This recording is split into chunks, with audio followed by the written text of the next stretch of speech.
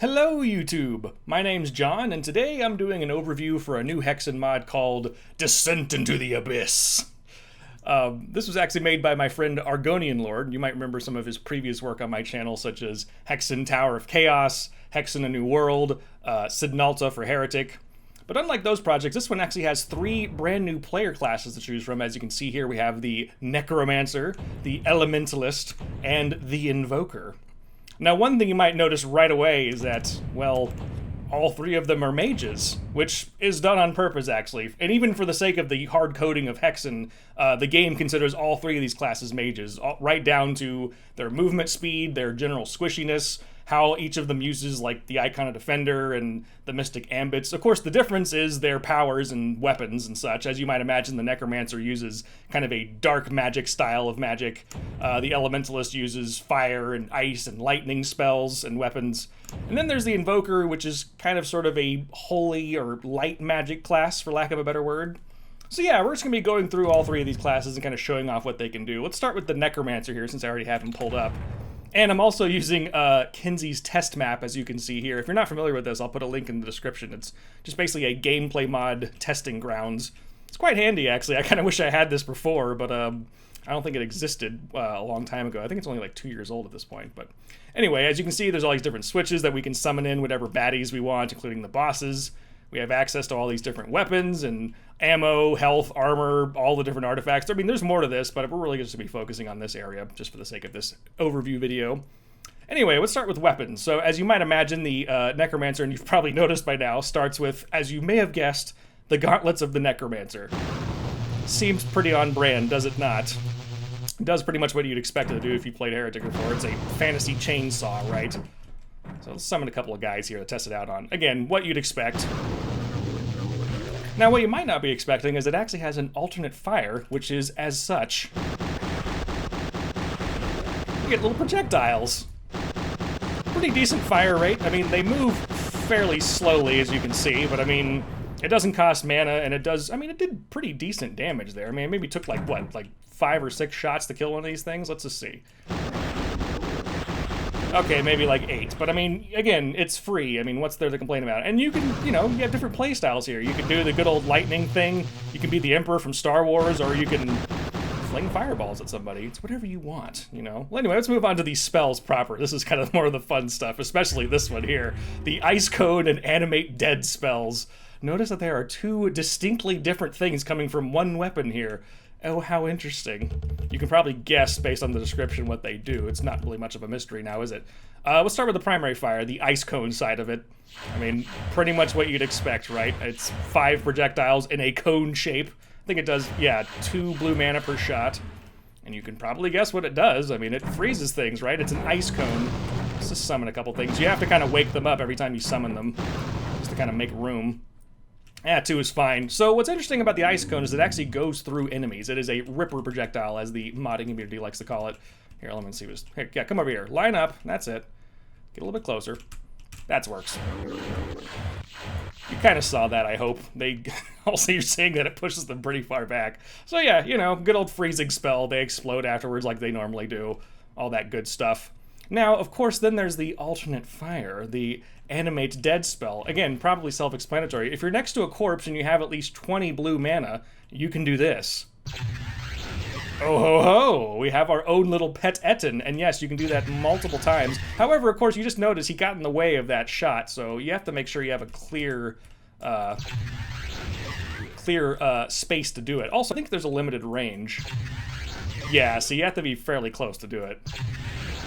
But there you go. Now we have 3 Ettins at our disposal. Let's give them some baddies to play with here. All right, Ettins versus Chaos Serpents. I mean, I'm pretty sure I know who's going to win here. I don't know. They're working as a team.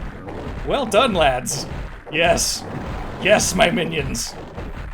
Yes. Fight as one. You are weak, separated, just like what you're doing now. This is a bad idea. You're not going to win this. These dumb Ettins. But you know what, here, let me turn on respawning items so we can get some more ammo here, just for the sake of that. Ah, no, fight them. Oh, you know what? Hold on, move out of the way. There you go. Well, now you're mine. I mean, this is pretty fun. Being a necromancer means you have access to this power, which is pretty great. As long as you have the mana to do it, of course. I'm wondering if we have enough mana to do all this stuff. Either way, alright, enough of you. Moving swiftly along, let's just go ahead and restart the map, because I'm pretty sure we don't have those, I think that mana is gone now that we've taken it, but now we have respawning items, so that's fine. Anyway, so moving on to the, as you kind of saw earlier possibly, the Dark Serpent Staff, which I really like this weapon. It works as you might expect. I mean, shoots out purple projectiles that are green, and they don't swivel around like the original does, and it doesn't poison enemies as far as I understand. It does pretty nice damage, though. Let's pull out an enemy here just to test it out on. Alright. Mr. Etten here. Now you might notice there's a little bit of homing power on these projectiles. Kind of see that? Did you see that? Hold on, let's summon another one just for the sake of it. Let's see, it uses 2 green mana per shot. You can kind of see that kind of homing power, right? Well, it's in some cases at least. Not bad. This one also has an alternate fire though. Let's summon something flying. How about this guy? 'Cause why not? Look at this, alternate fire. Rapid fire, highly accurate projectiles that move really, really fast. I mean, look at that. Okay, look, here's the purple stuff. Look at how slow that is. Now look at the red one. I mean, look at that lighting. I mean, you can kind of see it's pretty freaking fast. And this only uses 1 green mana per shot, but it does do it pretty quickly, so something to keep in mind at least. Not bad at all, though. Pretty nice weapon to have. Decent damage. And that's kind of what's interesting about the previous spell I was talking about, which I don't seem to have in my inventory right now. Right, there we go. Because, I mean, when you're thinking about animating the dead and freezing your enemies, you kind of have to make a choice, right? Because if you freeze your enemies, they're going to explode and not leave a corpse behind. So you might want to consider using another weapon, because watch, see? You freeze things, they explode, no corpse. So you might want to use something like maybe the Dark Serpent Staff to kill your enemies, and then raise them from the grave with your spell here. There we go. Beautiful. So yeah, something to keep in mind. I mean, yeah, Ice Cone is great, and you can kill multiple targets with this thing and spam it, but then you might not have any corpses to raise, so gameplay considerations, right? Anyway, moving right along to the final weapon in the Necromancer's arsenal, which is, of course, the Raven Staff. I mean, if you played Hexen 2, you know what to expect here. It's just, you know, are nice blade-like projectiles that do a lot of damage. Quite a bit of damage. Unfortunately, we cannot summon actual ravens like we could in Hexen 2. But that's fine. I mean, it does plenty of damage. Nothing to scoff at least. Summon something a little bit beefier. Still pretty solid, right? I mean, what's there to complain about? If you need a lot of damage, and let's see, it uses... looks like maybe 8 for each school of mana, each color of mana, if you will. Looks about right, yeah. So, yeah, not too bad on the ammo chewing department. And pretty decent damage. Anyway, so that's pretty much the Necromancer, although, actually, hold on, there is one thing. So, unlike the Mage, every class does get its own unique way of using flechettes. Well, I say unique, but it's really just the stuff from the original Hexen. But not that there's anything wrong with that. The Necromancer gets the poison flechettes. I mean, those are pretty damn good, right? I mean, they do still choke you, like in the original game, so be careful with that. Anyway, so that's the Necromancer. Let's move on to the Elementalist, shall we? Let's go ahead and warp to our test map. This is how you do that, by the way, if you have this loaded up. Alright, the Elementalist. He's kind of more of the middle ground character. All at the same time, he does some pretty powerful damage if you use him properly. He starts out with the magic crossbow. Kind of slow moving, and the projectile is fairly slow moving as well, but it's pretty powerful. In some cases, you can take out an Etten in 2 shots. See if I can actually pull that off. Well, there you go. Beautiful. Thank you for participating. Sometimes you do recordings, and it's like, yeah, let me show you something, and then it just decides not to do what you're trying to show off. Of course, again, projectile is kind of slow. I am not aiming very well here. There we go. Got to keep that in mind. You got to aim properly with this weapon. Anyway, moving right along. Let's grab all the mana we need. Let's start with the Ice Wand, the blue mana weapon. You can probably guess what this does. I mean, in fact, if you played Hexen 2, you know exactly what this does. Has the same sound effects and everything. Freezes enemies. Only 1 blue mana per shot. Nothing to scoff at there either. I mean, that's not bad. Being able to freeze things is nice. Let's just move right along to the Fire Wand. Now this thing's a little kind of interesting because it has a limited range, as you can see here. Kind of peters out at the very end there. So you have to be kind of close to use it. But what's nice is it actually goes through enemies. So you can fry up multiple targets at once. Yes, here, gather around, friends. That's it. Come over here. That's quite nice. Uses 2 green mana per shot, I believe. Yes. So, not bad. And then, of course, we have the Stormworm Staff. Now, this thing, I mean, talk about fast-moving projectiles. I mean, that's just insane. And look at the damage on this thing. I mean, it's ridiculous. 1 shot. Decent fire rate, too. Ooh, look at that mana go, though. I mean, it chews up quite a bit of it. Man, I'm not really doing the calculations that well in my head, but if any of you want to write in the comments what that equation is, I mean, go right ahead. But quite a bit, I think, is the bottom line here. So, yeah, powerful as fuck, but, you know. But hey. That's pretty nice. Come on out, Korax. Here, hold on. Just gonna go ahead and... Yep, now this map actually shows off when Korax is going through his various phases. Ooh, I ran out of mana already. There we go. That was nice.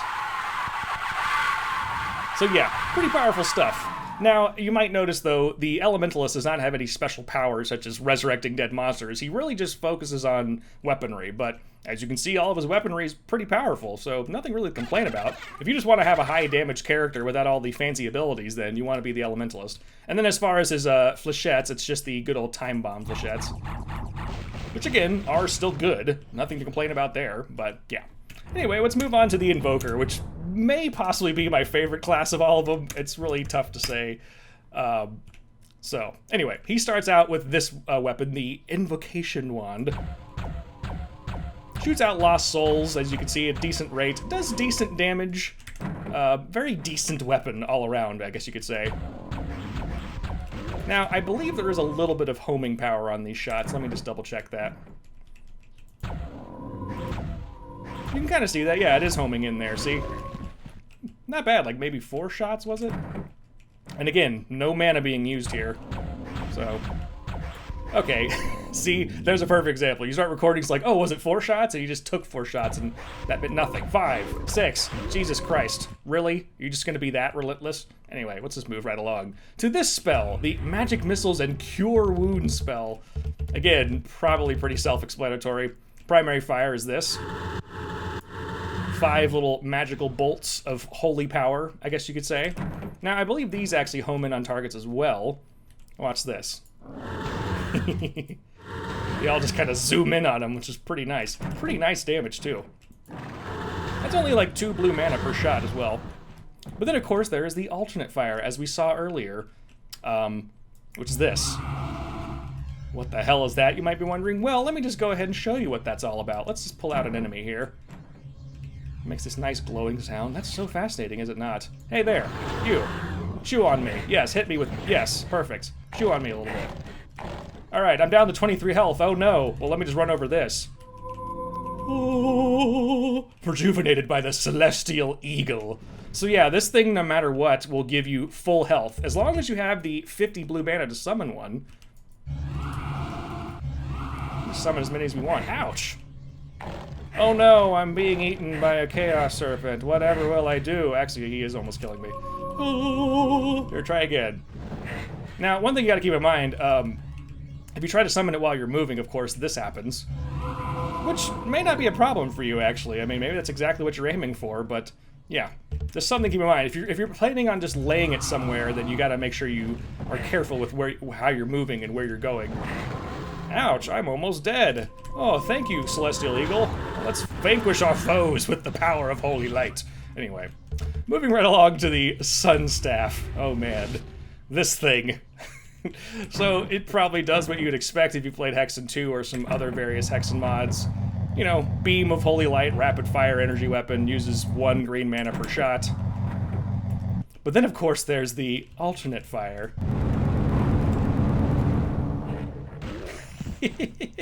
Rapid fire discs of repulsion gun. Vanquish your foes with the power of gravity. I can't tell you how much fun I have with this gun.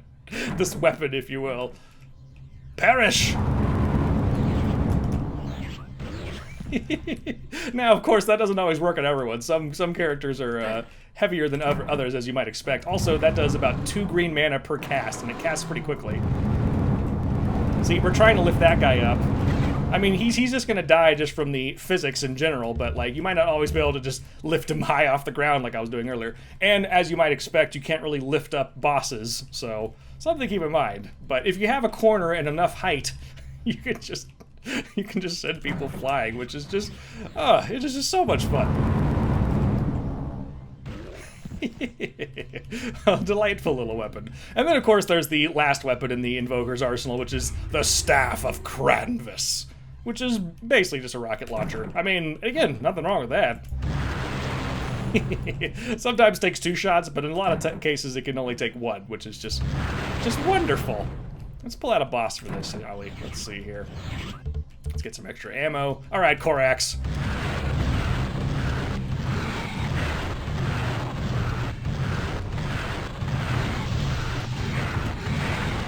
Now, there is splash damage, as you saw there. That was like, what, 15 shots? Not bad. Not bad at all. But yes, there is, in fact, splash damage to keep in mind, so... yeah. Still, a lovely little weapon. Now, sometimes the projectile is kind of big, but the actual hitbox of it is a little bit smaller than it actually looks. So you do have to... and it is a little slow, so you do have to aim carefully, but if you do aim properly, you can take things out pretty quickly. And then, of course, his flechettes...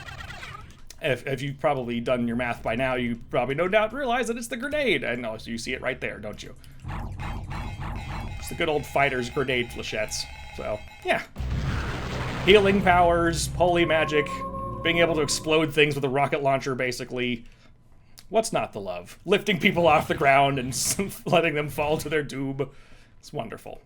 Anyway, so yeah, that's pretty much an overview of Descent into the Abyss. Now, of course, this is just a special version of the mod that only has the player classes. There are, of course, brand new levels to contend with, as Argo tends to do. And I'm going to be jumping into that right after this. I'm going to start recording it at the very least. So this is just sort of a taste of what's to come. So thank you for watching. I hope you enjoyed this, and I will see you in the next video. All right, later.